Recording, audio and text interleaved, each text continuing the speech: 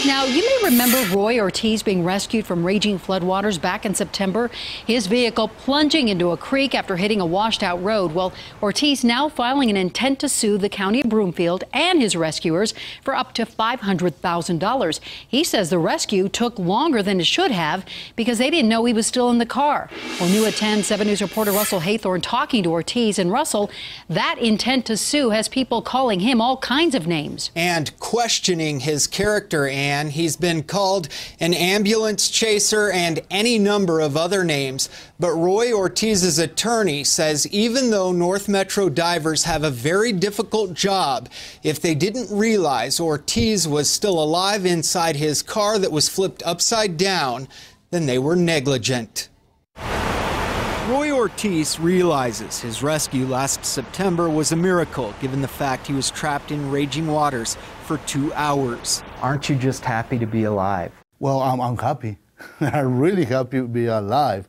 But his intent to sue the county and rescuers has caused an uproar. Why file suit? I'm looking for some help with my bills. Ortiz still suffers from shoulder issues, problems sleeping, and he's racked up $40,000 in medical bills. He says since news of the suit broke, his character has been defamed. They react like versus me like I am a bad man. His attorney, Ed First, says the whole thing has been taken out of context. First says the suit is primarily about the county not closing the road. This road was really dangerous, to say the least. The rescue, he says, is secondary. Well, local media picked up on that, and the whole narrative became, oh, flood victim sues rescuers. And that's not even the case at all. Well, what is the case? Well, let's talk for a second about the divers. If divers went into the water in an attempt to locate Roy, and they didn't see him there, that was a mistake. And the legal term for that mistake is negligence. Ortiz's brother was at the scene. They don't do nothing to save his life. Can you see how people could be critical of this? Yes. I can understand why there's a lot of fear over people thinking that he's biting the hand that feeds.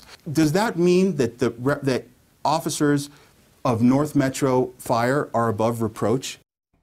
And we talked with North Metro Fire tonight. They said respectfully, we have no comment this evening. Ortiz's attorney says Ortiz didn't actually suffer damages of $500,000, but governmental immunity notice required them to state a figure, so they went with that high number. We'll keep you posted. Live in the newsroom, Russell Haythorn, 7 News.